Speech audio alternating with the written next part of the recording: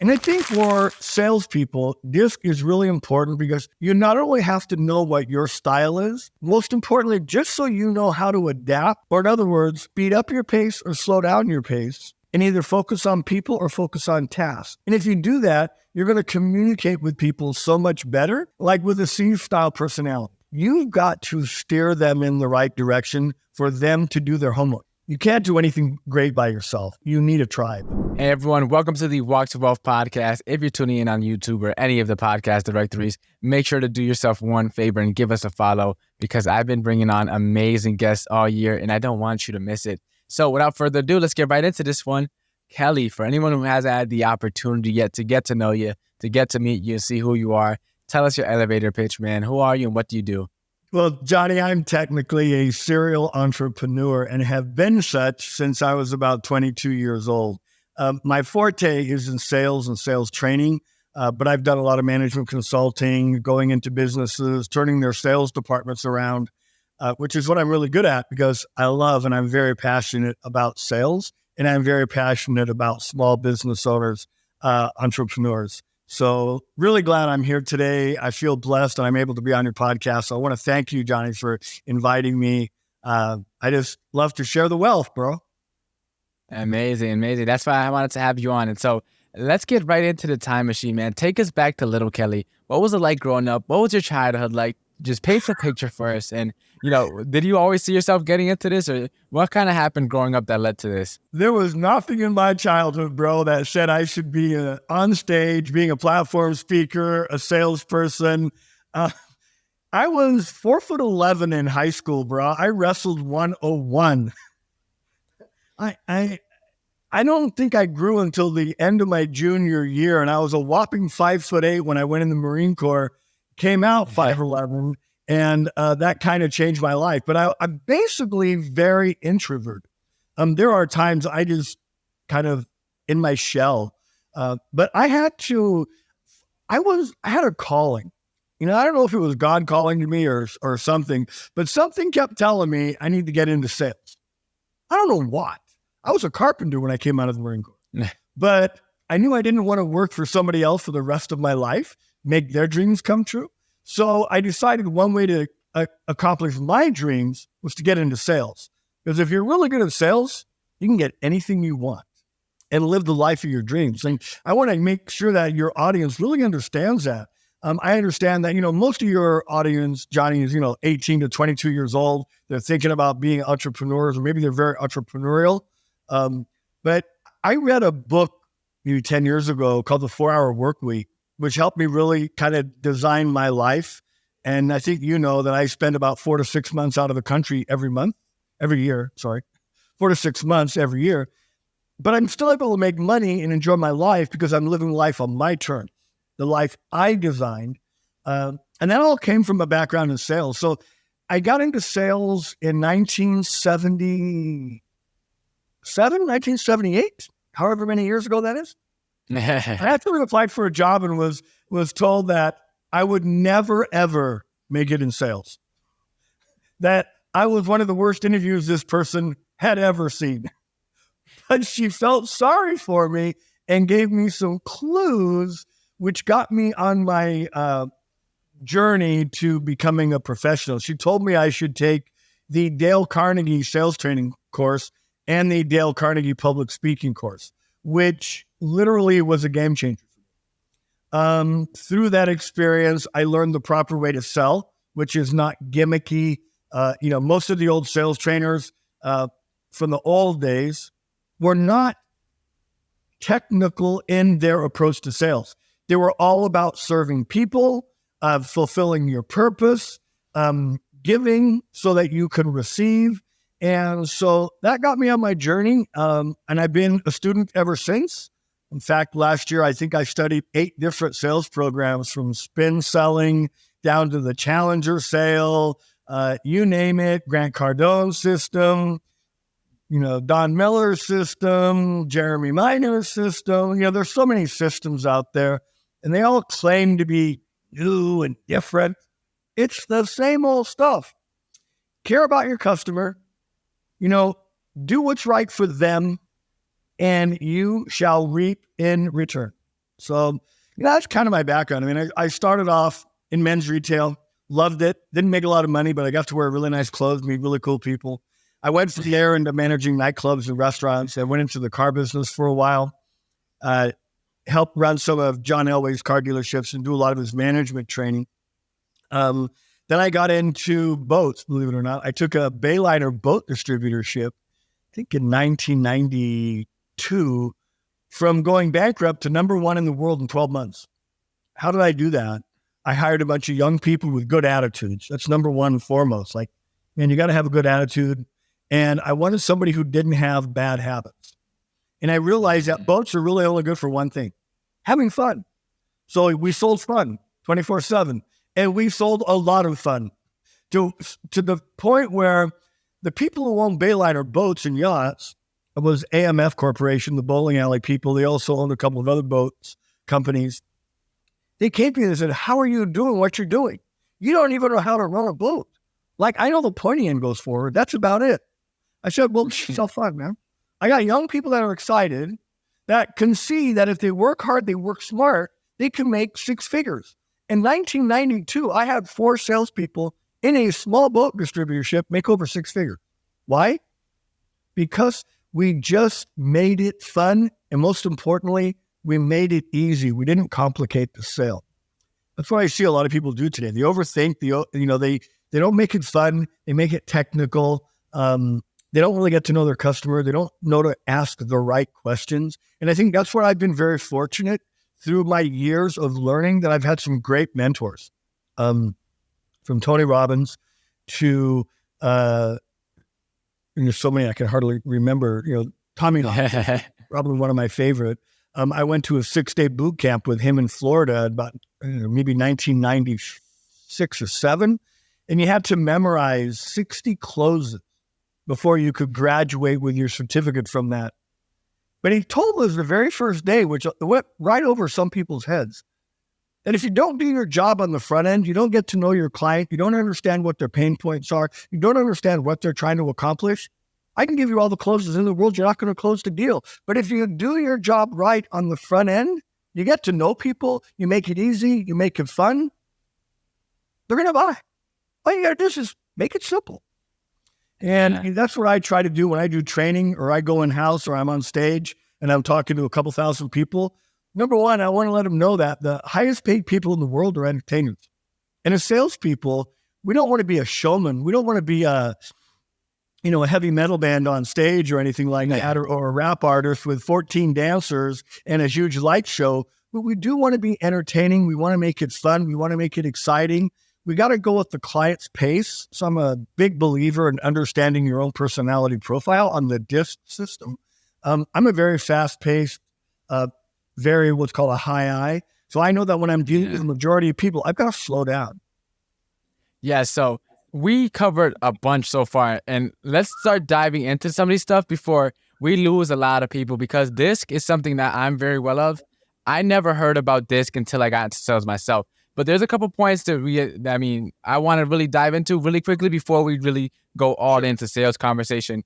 Partially because I believe that sales is one of the best things you could do as a young person. And I'm so glad I got into my sales, because I started in retail sales as well. Instead, I got to wear some nice clothes, meet some nice people. It wasn't the end all be all, but it got me the taste. So I really resonate with your story. And I also feel that I'm still currently in the restaurant industry as well, personally right now. And on top of that, I never worked in a car dealership, but I know tons of other young people. So if you could summarize, what are some of your biggest takeaways from that time in those places? Because I genuinely believe myself, I said that we all should get some type of sales job, that we all should get into some type of hospitality, like restaurant style job, because it just teaches you so much about people and so much about life in those jobs. So before we go all into sales, take us back a little bit. What were some of the lessons you've learned in those experiences and how they were carried over into what you got going on now?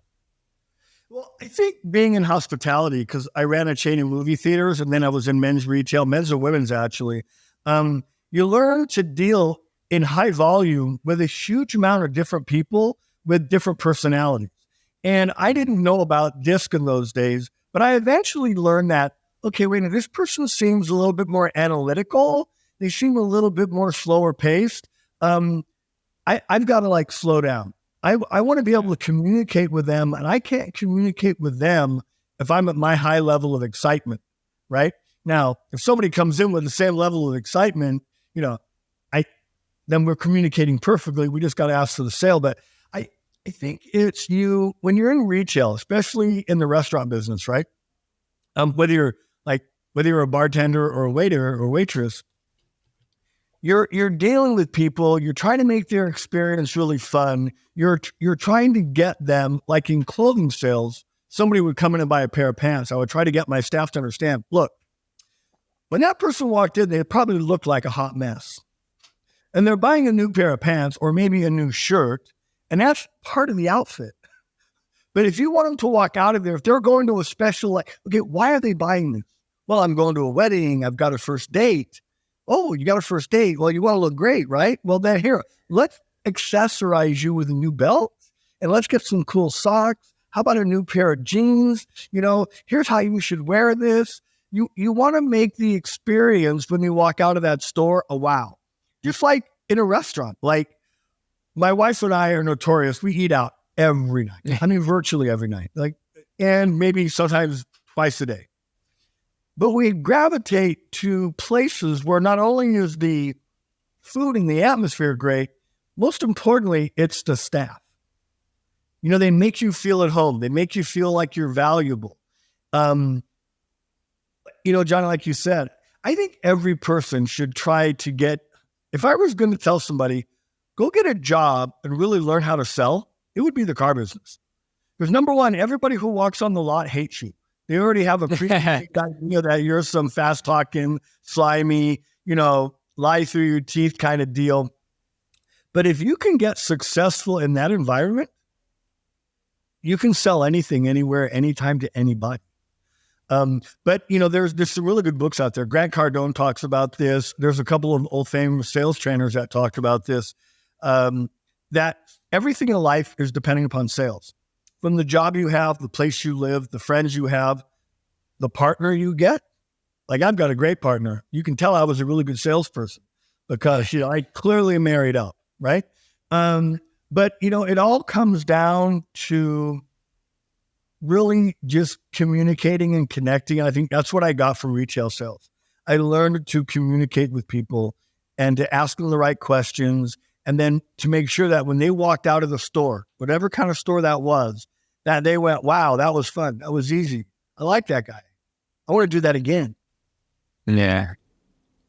That's amazing. It's all about the experiences. That's why places like Disney and theme parks and stuff like that spend so much time on the characters and all the, for example, I was at Universal in Orlando this past, April.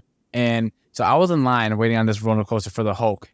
The line was an hour long, but it felt like maybe 15 minutes because in the line, we were inside this laboratory and it had a bunch of lab stuff and equipment. And it's there was a whole environment and atmosphere and experience just for waiting in line up to it. And so it's for me, for the next time around, I'm going to buy a fast pass. I'm not going to be cheap. I'm just going to get the fast pass. But even still, that hour flew by because of the experience, and it makes everything so much more fun and so much more worth the wait or worth the close. And so I kind of wanted to actually now to kind of segue into the conversation a little bit. So you mentioned a couple times personality styles. We mentioned the DISC. Now there's a bunch of different things that you can use for personality style. I myself was trained on the DISC as well. For anyone that hasn't heard what that means, give us the quick and easy breakdown. What is the DISC and how does that make sense and apply to life? So DISC is just a measurement of kind of your natural style based on two things. Your pace, whether you're a fast-paced person or a slower-paced person, and your task, whether you focus on people or you focus on the task. So it's really a focus and a speed. So for salespeople, it's just really important to understand that a D is a fast-paced, task-oriented person. An I is fast-paced, people-oriented. We're your best friends. We want to hang out together, go to parties together. Hey, let's get together. And then, you're off to the next best friend in the world 5 minutes later. An S-style personality is slower, but very people-oriented, but they're concerned with family and what happens after the sale. And a C is very cautious, very slow-paced, right? And they're very task-oriented. These are typically like engineers, which I used to do a great job with them. Why? Because I knew I had to, number one, slow down. And I think for salespeople, DISC is really important because you not only have to know what your style is, most importantly, just so you know how to adapt, or in other words, speed up your pace or slow down your pace, and either focus on people or focus on tasks.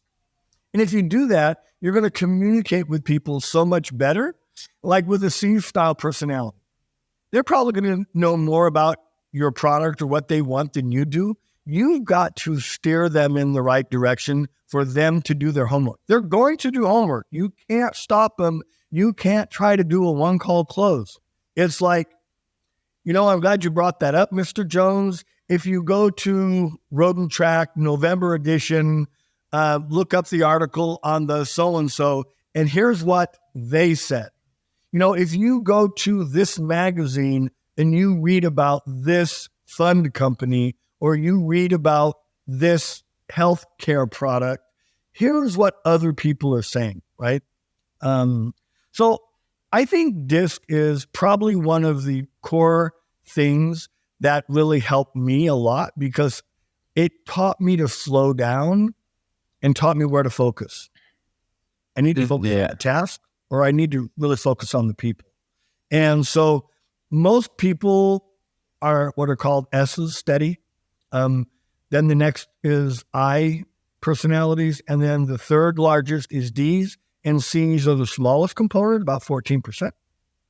But that 14% could be a huge difference in your sales if you know how to slow down, focus on the task, tell them where to go to do their homework because they're going to do homework, and understand when they come in and say, and you can look at their dress. Like if they're wearing a brown shirt and brown pants and a brown belt and a brown pair of shoes, and they got a pocket square in their front pocket in their shirt, they're an engineer and they're going to do their homework. Do not try to close them.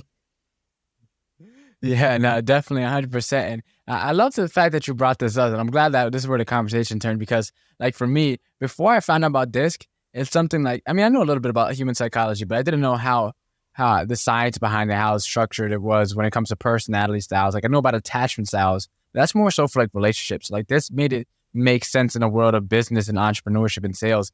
And, like, for me, so I'm a high I, high D. So I took my adaptability. So I have virtually no S at all. And then I have a little bit of C in my personality test. And so it's like, for me, my natural aptitude is like, I'm the guy, like, I'm very, very fast paced. And depending on the context of the environment, like, I'm either like your best friend or like, as I say, we're playing sports. It's like, man, we got to get this done or it's do or die. Don't talk to me about anything else. It's like, it depends on the context, but it's funny seeing that and then becoming self-aware of it. It makes you so much more wise because then you can switch in between. And as you mentioned, if you're, let's say, a high I, high D or whatever, let's say you're just one main quadrant, usually we're a combination, if I'm not mistaken. And it's like you're missing out on potentially close to 75% or more of all your other sales because if you're only speaking to I's or only speaking to whatever your personality style is or your predominant personality style is, you're missing out on all the other people. And especially if you're someone that's very task-oriented and you're going to speak to an S, majority of the population is an S. So you could be potentially losing out on all your business if you don't know how to switch. I'm glad you said, there's, I'll kind of bring this up for your audience. It's like, we know what the golden rule is, right? Sell people the way you want to be sold. That's so wrong. Like, that is 100% wrong. What you want to do is sell people or treat people, right? We'll say treat people the way they want to be treated. That's the golden rule. Not the way you want to be treated, not the way you want to be sold. It's the way they want to be treated, the way they want to be sold. And that's why DISC gives you that. I'm a high I, high D also.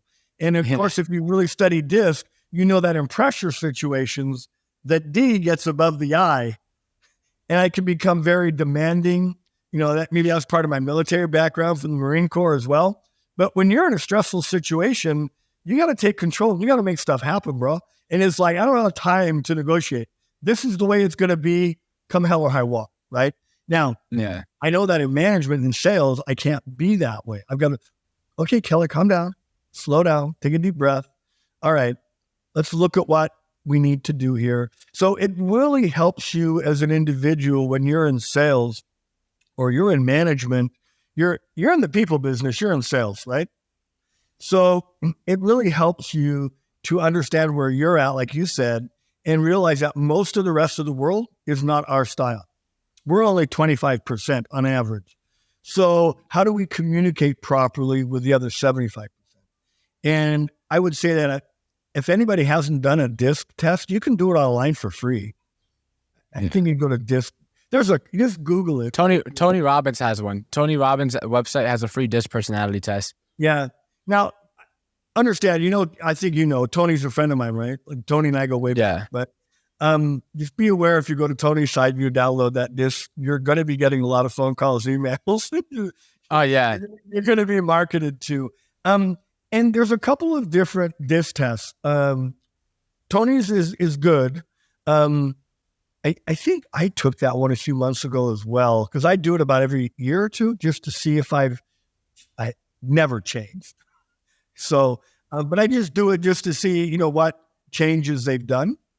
But I highly recommend everybody go there, go to Tony's, do the DISC assessment, and then just read about your personality, how you act under pressure, how you act in your normal day-to-day world. And then how can you modify that to be more effective now at communicating to people? Because I think, Johnny, when we met the first time, I told you, to me, all sales is you being excited about a product or service and transferring that excitement to somebody else. It's not pushing them into a sale. It's not the Grant Cardone, just ask them to buy 100 times. It's like, get excited about the product, truly excited. Make the number one, first, most important sale. That's the sale to yourself about what you're doing, and most importantly, who you're serving and how it's going to ultimately benefit them and the people they connect with. Now, if you have a really high belief in what you do, then it's pretty easy at that point to transfer that energy to somebody else through proper communication. And then them get so excited, they say, whoa, how can we get one of those? Can we get it from you? And you go, well, yeah, if you want to. Yeah. No, I love that. One of the people I've been following a lot recently, his name is Alex Hermosi. He's a big time entrepreneur guy. And he talks about that all it really is it's a transfer of conviction. And correct. So if as you said, if you don't have the belief in your own product or what you're selling, like, so I told you earlier that I started in retail sales. It was K Jewelers. And the K Jewelers, they sell jewelry for anyone that doesn't already know. And they have a K store credit card. Before working at K, I was already reading up on personal finance stuff. So I was already big into points and miles and learning how to build my credit. So it's like, or at least I was just getting started at that point in time, actually. And so it's like, I'm learning about credit. I know that store credit cards are terrible decisions to make when it comes to your personal credit. And so I was like, you want me to help other people get this card that I would never get myself. And then your reason to motivate me to try and sell it is I have to focus on helping what's good for them, not what's good for me. But it's like, no, what's good for me is what's good for them in this certain scenario, because store credit cards, I genuinely believe, aren't good for anyone. So it's like, they were trying to get me to sell it. And honestly, I couldn't, man. I would never push it. I think I would kind of name drop it. And then on the side, I'd be like, hey, you shouldn't get this, but, I'm kind of required to tell you about it. And kind of something like that. Because as I said, I didn't have any conviction behind it, which is why I never got anyone on it. And so now that I'm in the process, while we're recording this right now, I created a course for realtors on pretty much how to create a month's worth of content in an hour. And it's partially through leveraging AI, partially through leveraging what I learned in podcasting, and then also applying that and finding a way to tell realtors. So I have 8 students at the time that we're recording this right now. And for me, it's like I close it off at 8 people, because I know that's a good enough people where I can get some good feedback, but also still be as hands-on as possible. And so it's I sold the course. I didn't have anything created. And then I created it week after week. And now I'm still like fine tuning it based on like what they need help with. And like now I'm in the process where I'm about to start getting ready to launch it. Because now, I said, from listening to their feedback, now that they're getting through it, now that I've been learning some new things, it's like now I know that this is really solid. So when it comes launch time, I'm going to have like the utmost conviction for it. And so it's like, I kind of got on a tangent. But long story short is conviction is everything. And if you don't have anything in what you're selling, then you have no business selling it at all. Yeah, I've tried to sell a couple things. I didn't have conviction, and I was a miserable failure. Yeah. That's probably the number one thing. When I'm on stage and I'm giving sales presentations, I spend a lot of time talking about kind of a couple stories. One is from my book, but get your clients frothing at the mouth. I talk about the story of you can lead a horse to water, but you can't make him drink. Well, only an idiot takes a horse that's not thirsty to a watering hole and tries to make it drink. What you want to do is get on the horse's back, ride them till they're frothing at the mouth, and then you can't hold them back from the watering hole. That's our job as a salesperson, is to get our clients frothing at the mouth. But first, you got to ask them the right questions. You got to really know, is what you're selling really the right thing for them? And to be quite frank, if it's not, you got to steer them in the direction where maybe they can get the right thing. And I think that's more important than just making a sale just to sell. Like, I know when I first got into sales and I was on commission, I just wanted to make a lot of sales, make a lot of money. Then people would come in and they want to buy stuff. And I'm like, do you have a mirror in your house? Because if you go home and put this on and look in the mirror, I don't know that it's going to look good on you. So, I felt it was my duty to make sure that when they walked out of the store, that they were like totally going to have an awesome, like, wow, where'd you get that? Man, that looks awesome. Right? So same thing like with my wife in real estate. When I'm on stage, I talk to salespeople about, look, when you're with a client, you need to create anywhere from 3 to 5 scenarios where in your client's mind, they go, oh, wow. Like I talk about the wow factor a lot. Like when you're dealing with somebody, they should be able to go, oh, wow, I didn't know that. Well, that's interesting. Or, oh, I can do that.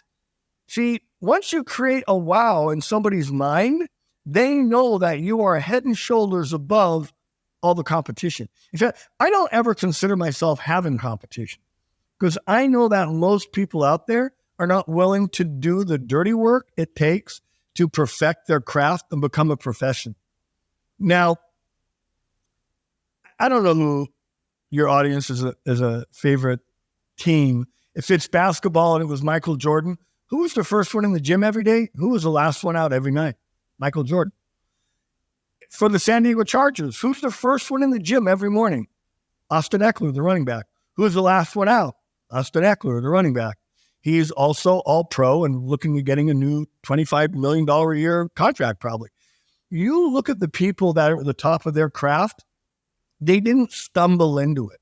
They paid the price. I think Michael Jordan used to shoot 1,000 free throws a day, where the average person probably wouldn't shoot 20 to 100.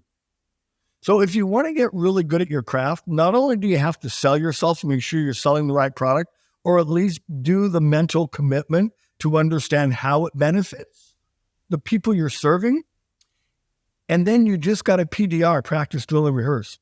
When I first got into financial sales, I had a mentor named Paul. And I told Paul, I go, dude, I just want to follow you for a week. I'm going to be on your hip. I'm not going to say a word, but I want to go in all the homes with you. And I want to just absorb everything that you're doing. So one day I was home and I was recording myself and I was practicing my script, which by the way, we all have scripts. Some of them are worth $10,000 a year, $20,000 a year. Grant Cardone has a script that's worth about $1 billion a year. So does Tony. They have different scripts, same scripts we could have. They just internalized theirs and made it theirs. But she goes, when did you start stuttering? I go, I don't stutter. She goes, you were just stuttering. I go, no, I wasn't. She goes, yeah, you were. listen to the tape recording. Because I used to tape my fake presentations. So I listened to the tape recording. Probably most of your audience doesn't know what that is, but it was a cassette tape. And sure enough, I stuttered. And I went, oh, that's where Paul stutters every time in his presentation. When I was immersing myself in Grant Cardone's system here last year in February, March, a year ago, I listened to him 6 hours a day, 6 days a week for a month. My wife said I started picking up so much of Grant's talk, I started to sound like him, and I was mispronouncing words like him. She told me to quit listening to him. Yeah. Which is just funny because, I'm like a chameleon that way. It's like, find out who you resonate with and do what they do. And if they stutter, whatever it takes to be successful, but pay the price. Do the work up front. And I do that. I spend a lot of time talking about that in my sales training programs. Like when I'm doing stuff, I talk about that in my books. In fact, I got a new book out, which I just did. And I'll make it available for your audience when we're done today, Johnny. But yeah, it's like, find a mentor. I think that's really critically important. Somebody that you can relate to, that you can resonate with, and figure out what they do, how they do it, why they do it, and then just mirror and mimic them. Yeah. If you're a basketball player, if you just watched a bunch of videos on Michael Jordan or Magic Johnson or whoever your idol is, watch what they do and just do what they do over and over and over and over and over and over again. You will also become successful at doing that. Yeah, and it's one of those things where it's like picking who your idol is very important, because a lot of people nowadays with the internet, it's like it's so easy to make yourself look like you know what you know and like you're an expert at what you do. So I always tell people to tread with caution. But as I said, when you pick the right person, you follow and like what they're doing, you may not get the same results that they did, right? Because there's also a bunch of factors in play. You didn't start at the same time. You weren't in the same area.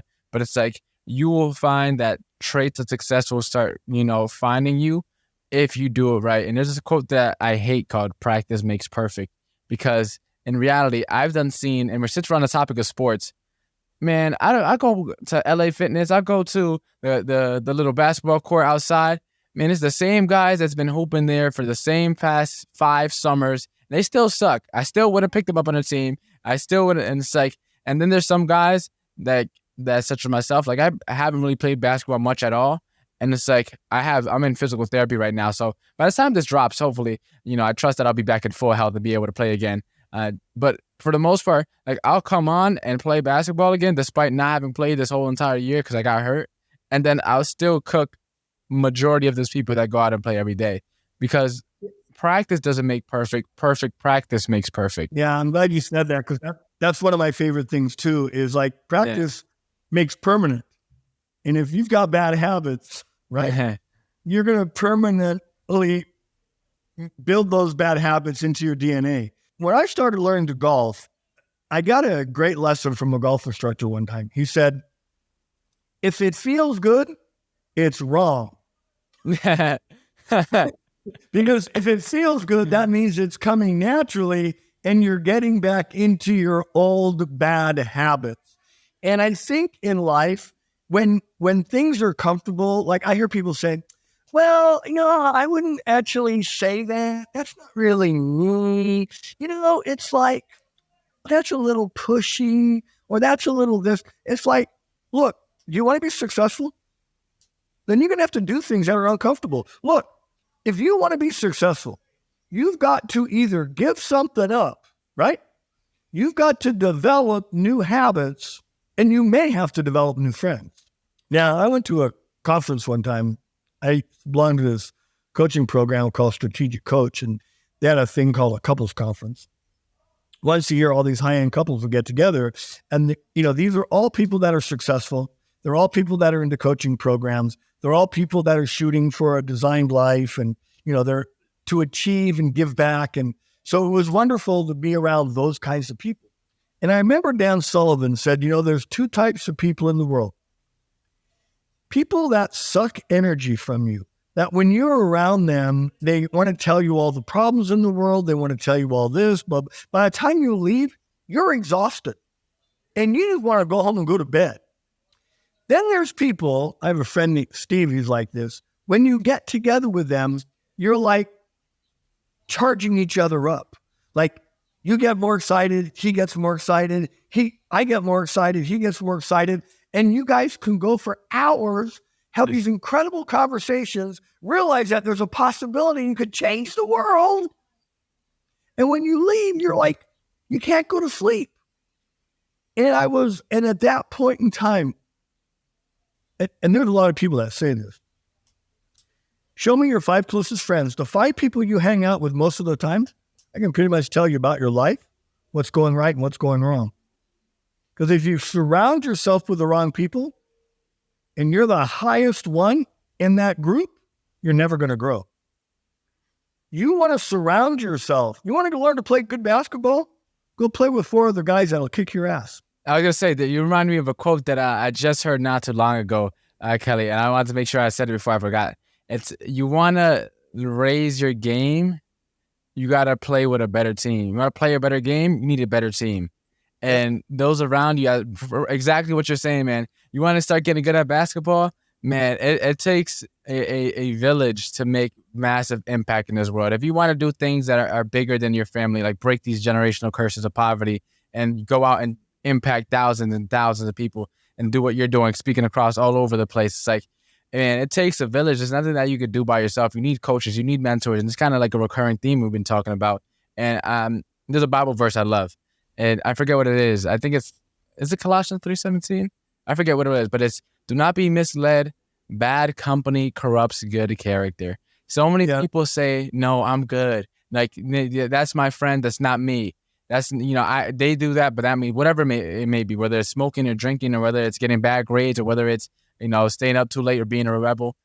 Do not be misled. It doesn't matter how strong-willed you are or how intelligent or wise you are. If you hang around the wrong crowd, eventually you will become the wrong crowd or you will become like them. Well, take, for instance, that young basketball player from Alabama who was hanging out with a couple of the other Alabama basketball players, and he dropped his friends off at a bar and nightclub, which they shouldn't have been at.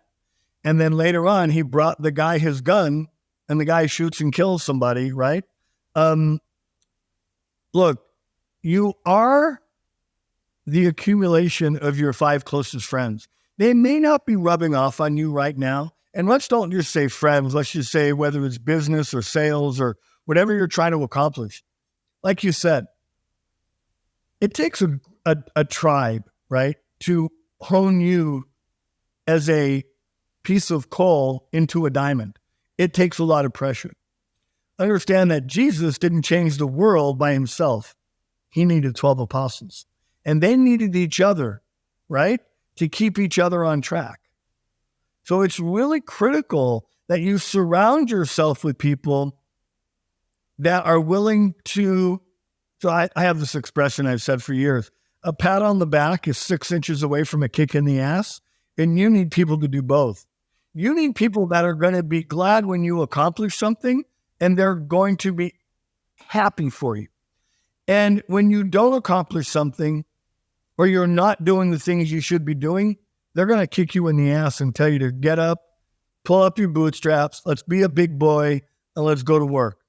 Quit feeling sorry for yourself. Nobody cares. Get out there and make it happen. Man, I love that, man. I love that quote. And Kelly, you've been dropping tons of amazing advice. I love our conversation. I love how relatable your story is, because I said I was in retail sales, I was in hospitality. I didn't do the car dealership business or boats, but for the most part, we had very similar interests. And I got into sales, and pretty much when I turned, I was 19 or 20.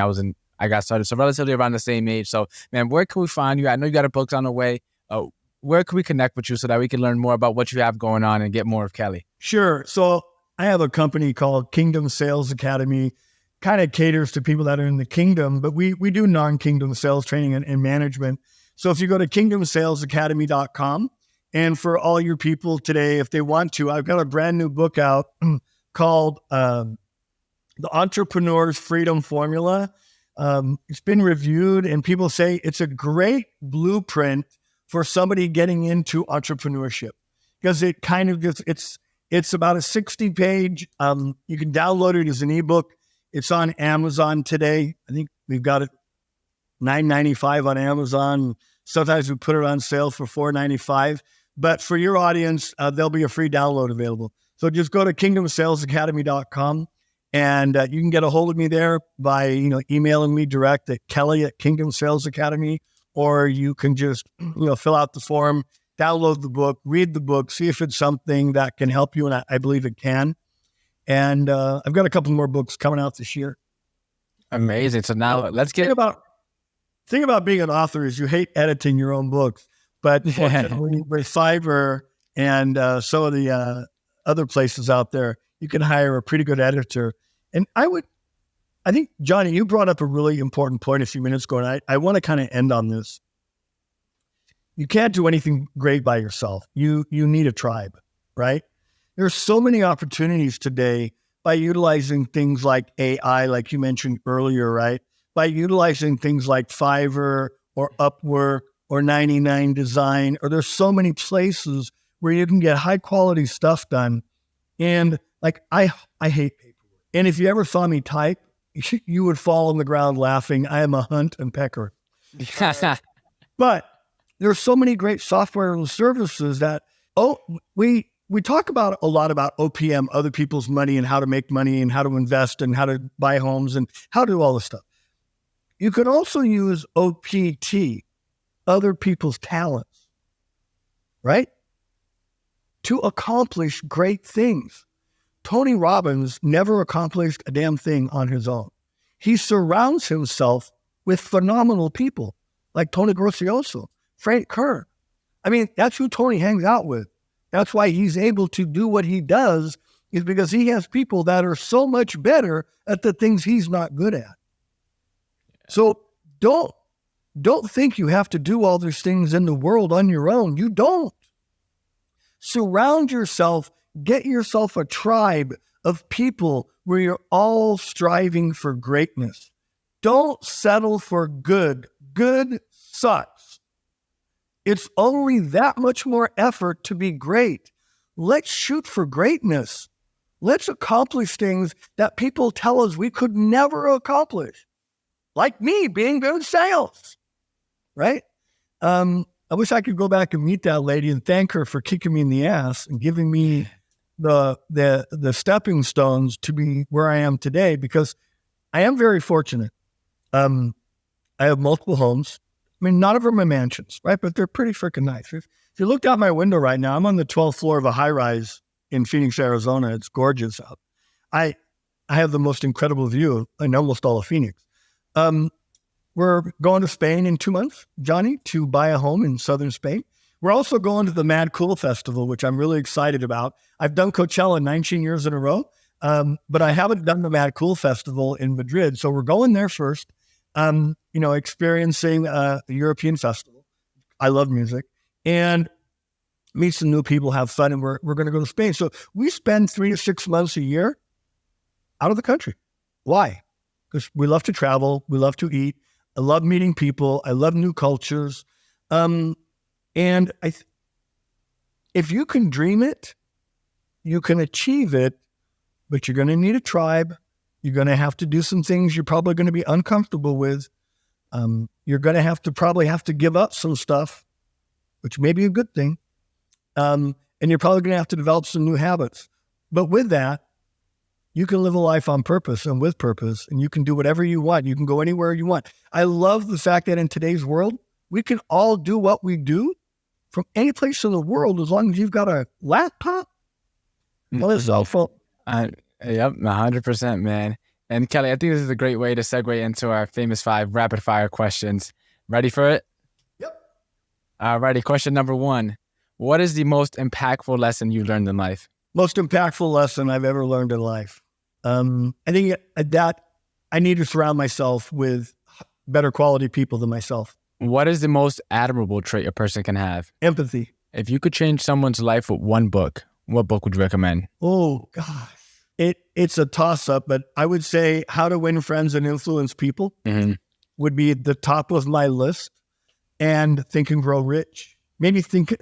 I vacillate between those two books, but Think and Grow Rich would be number one, and then How to Win Friends and Influence People, number two. What is the legacy that you're trying to leave behind? I'll tell you, I don't know if it's about really leaving a legacy behind. I will tell you that when the good Lord comes to take me, when I'm standing before the pearly gates, I want him to look down at me and say, good job, son, and take me by the hand and walk me through those gates. So amazing. And then for anyone that wants to embark on their walk to wealth today, what is the first step you recommend they take? Figure out your big why. Really, figure out your big why you want to be successful, why you're doing what you want to do, why are you heading down this road. Internalize that big why. And then, years ago, I used to do these like dream board presentations for sixth graders getting ready to go to school. And I've done those on stages in front of, 5,000, 10,000 people and had a ball doing it because we make it a thing. But I would say, pick your big why, paint a picture of what you want your life to be like